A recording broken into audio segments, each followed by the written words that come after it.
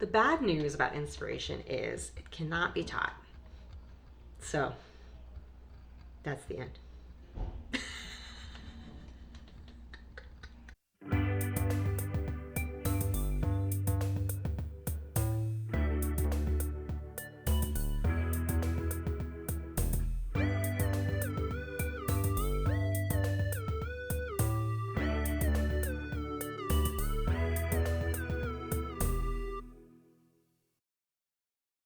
Hello, welcome to Write for the Stage. My name is Nicole and I'm a playwright. I'm here to help you learn how to share your ideas, whether that's for an audience of 1 or 1,000. Today's video is called Find Your Inspiration.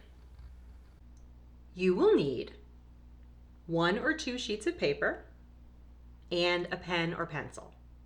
Now, if you don't have paper or if you prefer to type, then you can use a computer or a tablet instead. Let's get started. Before you start your search for inspiration, let's talk for a sec about what inspiration is.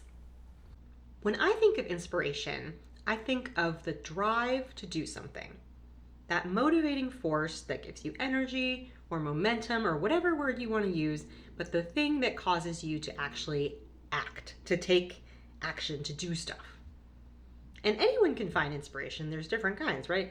There's inspiration to learn, inspiration to move somewhere new, even inspiration to cry or to yell. But when we're talking about artists, inspiration is the spark that motivates us to create. What we create could be very different. A story, a painting, a song, anything really, but no matter what, we have to find inspiration in order to create it. The bad news about inspiration is I can't teach it to you.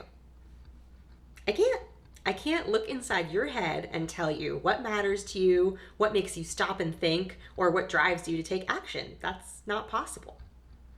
But the good news is, because inspiration comes from you, you already have everything you need to find it.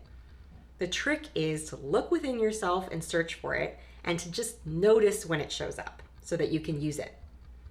Now, to tell you a little bit more about what I mean by using inspiration, I want to talk about one person's inspiration, and that person is Marley Dias. So this is Marley. She's a teenager now, but back in 2015 when she was 11, she found her inspiration during a conversation with her mom. She was thinking about all these books she had been reading, like Where the Red Fern Grows and the Shiloh series. And that's when she said to her mom that she was sick of reading about white boys and dogs. She had read lots and lots of books about young white boys, but not about young black girls like her. And she was wondering, okay, where are those books? So her mom asked her, okay, what are you going to do about that? She told her mom that she was going to start a book drive, and a specific book drive where black girls are the main characters in the book and not background characters or minor characters. That's when Marley Dias started a campaign called 1,000 Black Girl Books. Her goal was to collect 1,000 books to donate to schools and libraries in Jamaica, which is where her mom and grandma are from. Well, Marley didn't collect 1,000 books, she actually collected 9,000 books, which is pretty cool. And now she even has her own book out, and she's interviewed people like Misty Copeland and Ava DuVernay and Hillary Clinton. She even has a Netflix show called Bookmarks, which celebrates Black voices.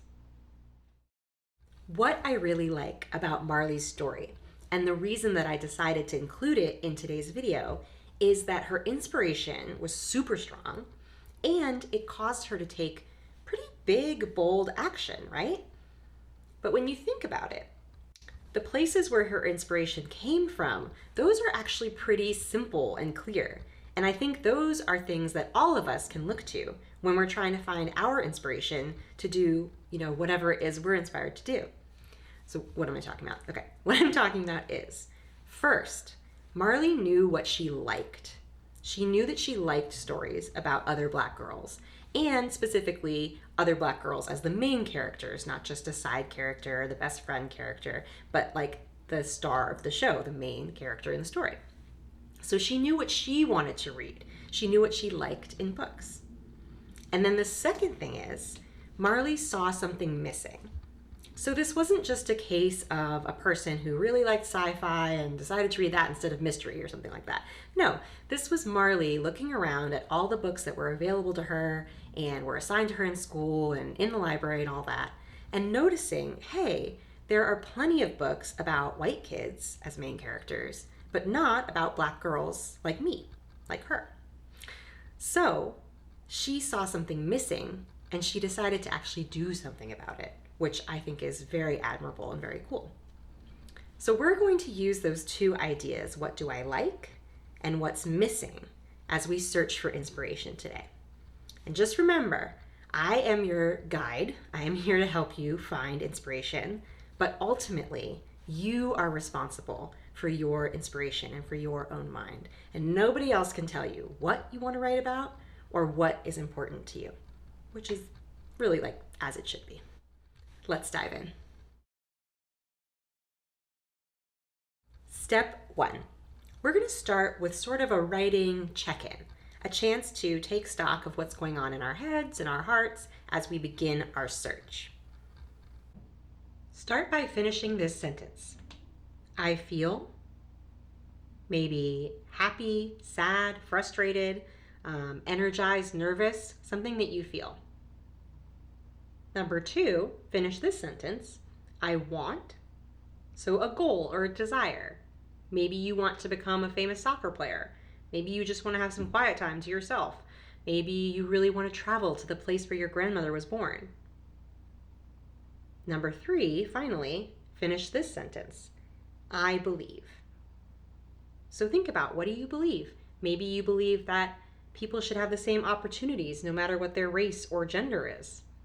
Maybe you believe that everyone has a responsibility to try and make life better for other people. Or maybe you believe that it's super important to make public places like schools and parks and stuff like that accessible to people with all different kinds of bodies and abilities. There are no wrong answers to any of these questions, so whatever pops in your head is probably the perfect answer. Now it's your turn. Pause the video and take as much time as you want to finish all 3 sentences. Go for it.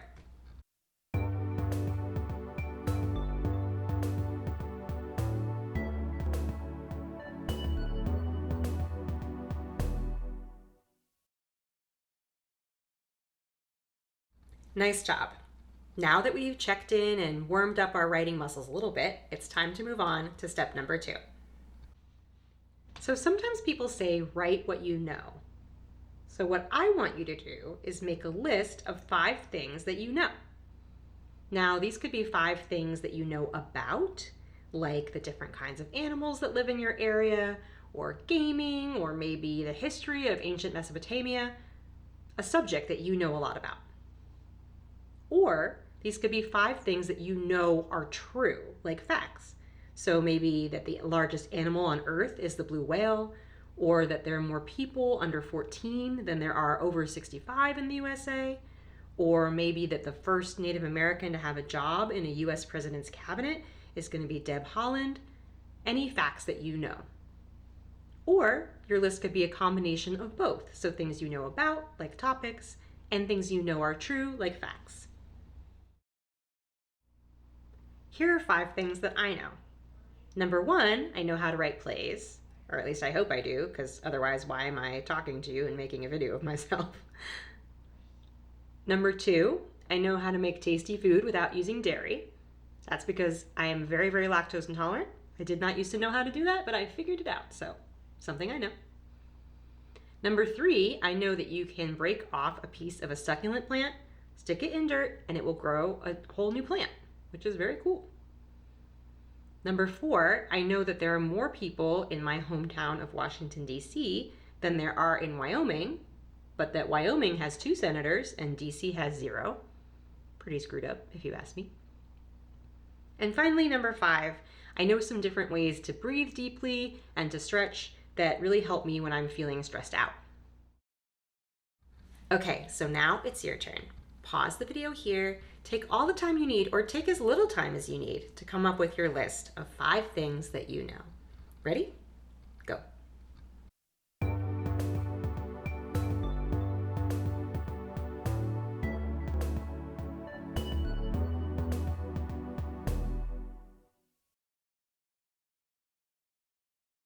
You made it to step 3. Awesome. So now, to close out, we're going to go back to the beginning, think about Marley Dias a little bit, and try to use her inspiration to find ours. So you probably saw this coming. You're now going to answer these 2 questions. First, what do you like? By which I mean, what kinds of stories, settings, or characters are you most interested in? Not as a writer necessarily, but as a viewer of movies and TV, as a reader of books. What kinds of stories, settings, and characters are you drawn to? And second, what's missing? So what kinds of stories, settings, or characters do you not see? Or what do you not see enough? So maybe you do get to see certain stories or characters or what have you in your community or with your friends or family, but you know that they deserve to be shared with everyone. That would be a great thing to write down too. Here's how I answered the questions. What do I like? Well, I like stories with magic in them, like ghosts, monsters, talking animals, people with magical abilities. Basically, I like stories that have some kind of a magical twist. Also, I like characters with very strong friendships, like a really close bond between 2 characters. That's a story that I would like to see.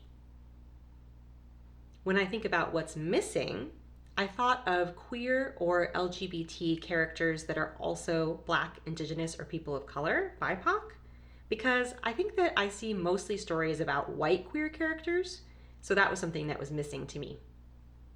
Also, stories about queer characters that are not super sad or dramatic. I feel like there are a lot of those and not so many that are light or comedic. All right, now it's your turn. So this is the very last step.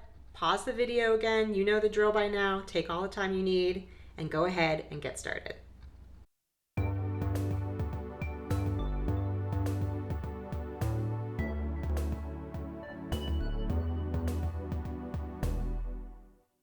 That's it. You're done. For now. So I'm mostly kidding, but I will say I hope that today you found some characters, some settings, maybe even some stories that you would want to share later. And that the next time you're trying to think of an idea, you can look back at these notes that you just made and hopefully they will help you out and give you like a little bit of a head start.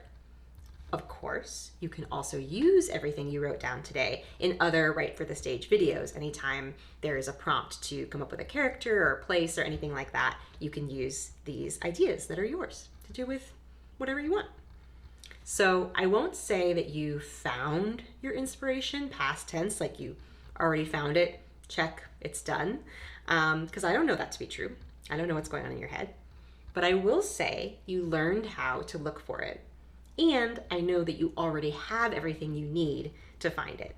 I hope you had a good time. If you are interested in continuing your search for inspiration and you want to find some ways to do that, I would really encourage you to find a place where you can record ideas. So that could be like a paper notebook and a pen, right? Of course, lots of people do that. Or a journal where you keep your ideas. But you can also use things like the Notes app on your phone. I really like doing that because it means that if I'm out somewhere, I can quick jot something down.